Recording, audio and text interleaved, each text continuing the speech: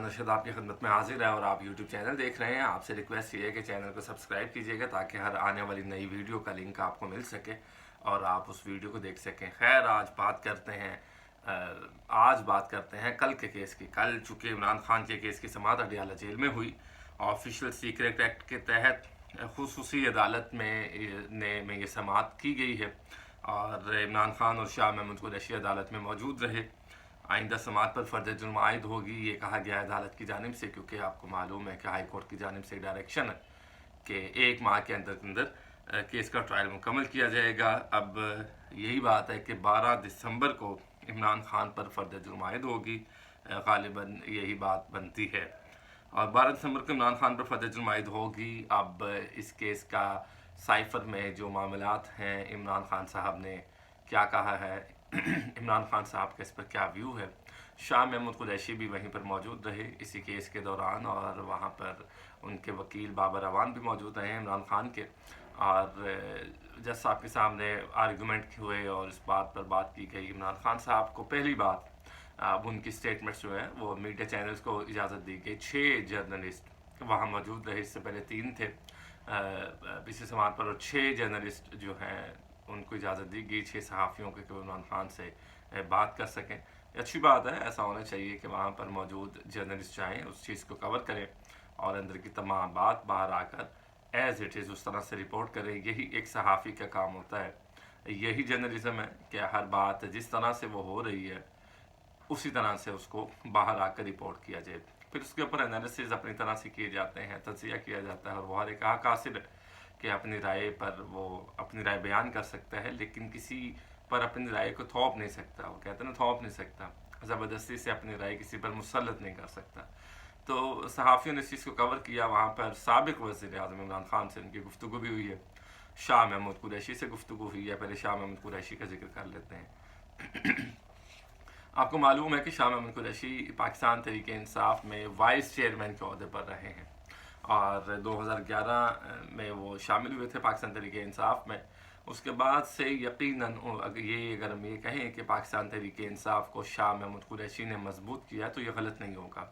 शाह महमूद कुरैशी ने हर मौका पर इमरान खान का साथ दिया, पाकिस्तान तहरीक इंसाफ का साथ दिया। पाकिस्तान तहरीक इंसाफ के कारकुनान शाह महमूद कुरैशी को पसंद करते हैं और अगर हम ये कहें कि जैसे इमरान खान कारकुनान के दिल में बसते हैं, ऐसे ही शाह महमूद कुरैशी भी पाकिस्तान तहरीक इंसाफ के दिलों में बसते हैं। जो कारकुनान हैं, कारकुनान उनको पसंद करते हैं और शाह साहब का एक अलग सा स्टांस रहा है। पाकिस्तान पीपल्स पार्टी के दौर में भी वज़ीर ख़ारजा थे वो, पाकिस्तान के एक बड़ी सीट पर मौजूद रहे और फिर रेमंड डेविस का इशू बना और उसके बाद से मामला आपको पता है, शाह साहब ने अपना इख्तिलाफ राय पेश किया और पाकिस्तान पीपल्स पार्टी को खैर बात कहकर पाकिस्तान तहरीक इंसाफ की कश्ती में सवार हो गए, जिसमें वो अब भी मौजूद है। अच्छा, शाह महमूद कुरैशी से सहाफ़ियों ने सवाल किया कि जी आप क्या देखते हैं आगे, आप अपने आप को कहाँ पर देखते हैं। उन्होंने कहा कि अगर किसी के दिल में कोई शक है, कोई शुकूक व शुबहात हैं कि मैं पाकिस्तान तहरीक इंसाफ छोड़ रहा हूँ, तो मैं बिल्कुल नहीं छोड़ रहा। मैं इमरान खान के साथ कल भी था, आज भी हूँ और कल भी रहूँगा। और साथ उन्होंने ये बात भी क्लियर की है कि मेरा घर तहरीक इंसाफ में ही है, मैं तहरीक इंसाफ का हिस्सा हूँ। तहरीक इंसाफ के कारकुनान मुझे पसंद करते हैं और अब मैं इस पोजीशन पर आ चुका हूँ, इस मकाम पर आ चुका हूँ कि मुझे तहरीक इंसाफ के किसी ओहदे की लालच नहीं है। मुझे कोई वाइस चेयरमैन का ओहदा नहीं भी है तो मैं तहरीक इंसाफ का हिस्सा हूँ और मैं खुश हूँ तहरीक इंसाफ में। तो चलें, ये बात तो क्लियर हो गई कि उन्होंने इस बात को क्लियर किया कि वो तहरीक इंसाफ का हिस्सा है। इमरान खान की बातचीत अडियाला जेल में सहाफ़ियों के साथ हुई है, जहाँ उन्होंने कहा है कि साबिक़ army chief general Qamar Javed Bajwa को उनको मैं अदालत बुलवाऊँगा। उन पर उन्होंने इल्ज़ाम लगाया और उन्होंने कहा कि साबिक़ आर्मी चीफ ने जो कुछ किया वो डोनाल्ड लू के कहने पर सब कुछ किया है। साथ उन्होंने कहा कि मुझसे किसी ने मुज़ाकरात नहीं किए, मेरे साथ कोई बात नहीं हुई। चलें, ये बात भी क्लियर हुई क्योंकि तहरीक इंसाफ के कारकुनान, आपको पता, सोशल मीडिया पर वो रोज़ाना ही ये ख़बर लगती थी कि जी इमरान खान साहब से मुज़ाकरात शुरू हो गए हैं, घुटने टेक दिए गए हैं और इमरान खान साहब को ऑफ़र की जा रही है, इमरान खान साहब से डील की जा रही है लेकिन वो नहीं कर रहे। इमरान खान साहब को ऑफ़र हो चुकी है लेकिन वो नहीं कर रहे। इमरान खान साहब से लोग मिन्नतें कर रहे हैं कि जी आप बात करें, वो कहते हैं मैंने किसी से बात नहीं करनी। तो इमरान खान ने तो आज से क्लियर कर दिया है कि ऐसा तो कोई मेरे साथ किसी ने मुज़ाकरात किए ही नहीं है। ٹھیک ہے نا. یہ جو اب آپ تحریک انصاف کے آپ سوشل میڈیا پر دیکھیں, سوشل میڈیا ان کا ونگ ہے, کچھ صحافی بڑے مزیدار مجھے یاد ہے کئی یوٹیوبرز ایسے ہیں کہ وہ اس چیز کو ایسا بڑھاتے تھے کہ ڈیل ہو چکی ہے. ان کے تھم نیل ایسے ہوتے تھے کہ بندہ کہتا تھا پتہ نہیں کیا ہو گیا, صرف ان کے پاس خبر ہے اور کسی کے پاس خبر نہیں ہے. اور مزے کی بات ہے کہ ان کی رسائی وہاں تک موجود نہیں ہے, ان کی رسائی وہاں تک نہیں ہے, لیکن وہ آپ کو پتہ ہے پھر یوٹیوبر اور اپنے آپ کو صحافی بھی کہتے ہیں. تو لیکن وہ خبر تو پھر ٹھیک ہونی چاہیے. خیر, عمران خان صاحب نے اس کو کلیئر کیا کہ میرے ساتھ کسی نے کوئی مذاکرات نہیں کیے. خاور مانیکا کے الزامات پر انہوں نے کہا کہ میں قسم کھانے کے لیے تیار ہوں, قرآن پاک اٹھانے کے لیے تیار ہوں, میں نے بشریٰ بی بی کا چہرہ نکاح کے بعد دیکھا ہے. اس الزام کو بھی انہوں نے مسترد کیا. ساتھ انہوں نے کہا کہ پارٹی کے چھوڑ جانے پر کیا کچھ سیاسی رہنماؤں کی پی ٹی آئی چھوڑنے پر انہوں نے کہا کہ میں شکریہ ادا کرتا ہوں جو لوگ پی ٹی آئی کے کچھ ایسے تھے جو پارٹی کو خیر بات کہہ چکے ہیں, تو اللہ کا شکر ہے کہ وہ تحریک انصاف کو چھوڑ چکے ہیں. 9 مئی لندن پلان کا حصہ تھا, مجھے غیر آئینی طور پر پکڑا گیا, 10,000 لوگوں کو 48 گھنٹوں میں گرفتار کر لیا گیا. ساتھ انہوں نے کہا کہ سی سی ٹی وی دیکھ لیں آپ, ڈاکٹر یاسمین راشد صاحبہ وہ لوگوں کو کارکنان کو منع کر رہی ہیں کہ آپ یہاں پر داخل نہ ہوں. جیل میں مجھے کوئی مشکل نہیں ہے, قوم کو بتا دیں کہ آپ کا کپتان ڈٹا ہوا ہے اور آخری سانس تک وہ کسی سے ڈیل نہیں کرے گا. ساتھ انہوں نے مجیب الرحمان کے خلاف انہوں نے کہا کہ مجیب الرحمان کے خلاف انہوں نے کیا کیا, اس نے 162 سیٹیں جیتیں اور الیکشن اب پاکستان تحریک انصاف ہی جیتے گی. تو یہ ساری بات چیت عمران خان صاحب نے کی ہے. پھر انہوں نے نکاح کے بارے میں بات کی کہ جی میں نے تو نکاح کے بعد بشریٰ بی بی کو دیکھا. آپ کو پتہ ہے کہ اون چودھری صاحب جو اب استحکام پاکستان میں موجود ہے, انہوں نے الزام لگایا کہ عمران خان اور بشریٰ بی بی کی ملاقاتیں پہلے بھی ہوتی رہی ہیں, لیکن عمران خان نے کیٹیگوریکلی اس کو ڈینائی کیا کہ میری جو بشریٰ بی بی سے ملاقات ہے وہ نکاح کے بعد ہوئی ہے, میں نے ان کو نکاح کے بعد دیکھا ہے. یہ بات جو انہوں نے کی ہے. اور پھڈا تو یہ ہے ہی نہیں کہ جی نکاح ہوا ہے, پھڈا تو یہ ہے خاور مانیکا نے جو الزام آپ پہ لگایا نکاح کا کہ نکاح یا تو 1 جنوری کو ہوا یا پھر 18 فروری کو ہوا تھا. یہ معلومات ابھی تک اس طرح سے نہیں سامنے آئی ہیں کہ نکاح کی ایکچولی ڈیٹ کیا تھی جو آپ پر کیس انہوں نے عدت کا بنا رکھا ہے. اس کے کچھ شرعی تقاضے بھی ہیں, کچھ میں نے حضرات کو سنا ہے کہ وہ اس میں کیا کہتے ہیں کہ اگر خاتون کہہ دے کہ عدت مکمل ہے تو ان کی کیا رائے ہے. تو وہ بھی مختلف رائے ہے, وہ میں اب آپ سے شیئر نہیں کر سکتا یہاں پہ, مذہبی بات ہے تو ٹھیک ہے, ہر ایک اپنا اوپینین ہے اور اس کو حق حاصل ہے.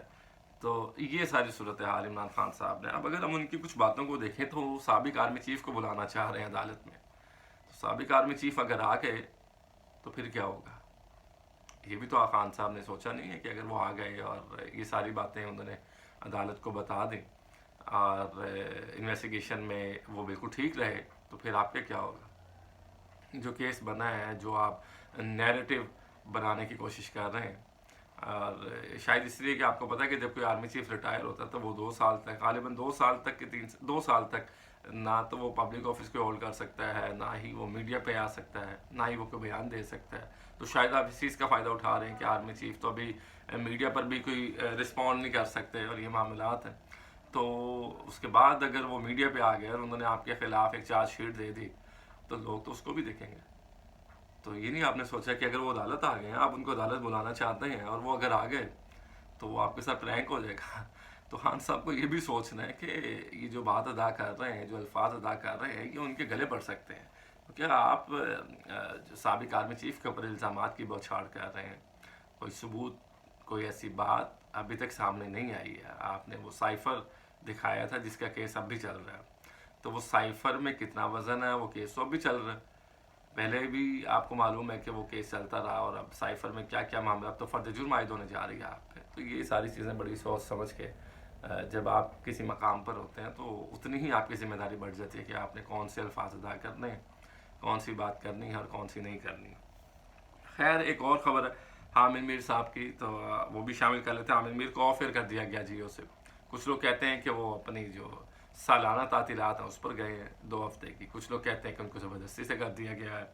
تو اب بھی یہ تو کنفرم نہیں ہو سکا ہے کہ عامر میر صاحب کو وہ اپنی مرضی سے چھٹیوں پر گئے ہیں 2 سال کی, کہ ان کو زبردستی سے بھیجا گیا ہے. کچھ لوگ, ان کا ایک ویڈیو کلپ سوشل میڈیا پر وائرل چل رہا ہے, تو کچھ لوگ اس کی مناسبت سے کہہ رہے ہیں کہ جی وہ ویڈیو کلپ میں جو عامر میر صاحب الیکشن کے مطابق الیکشن کے بارے میں جو معلومات دے رہے ہیں یا بات کر رہے ہیں یا اپنا تجزیہ کر رہے ہیں، یہ وجہ بنائیں کہ ان کو آف ایئر کر دیا گیا.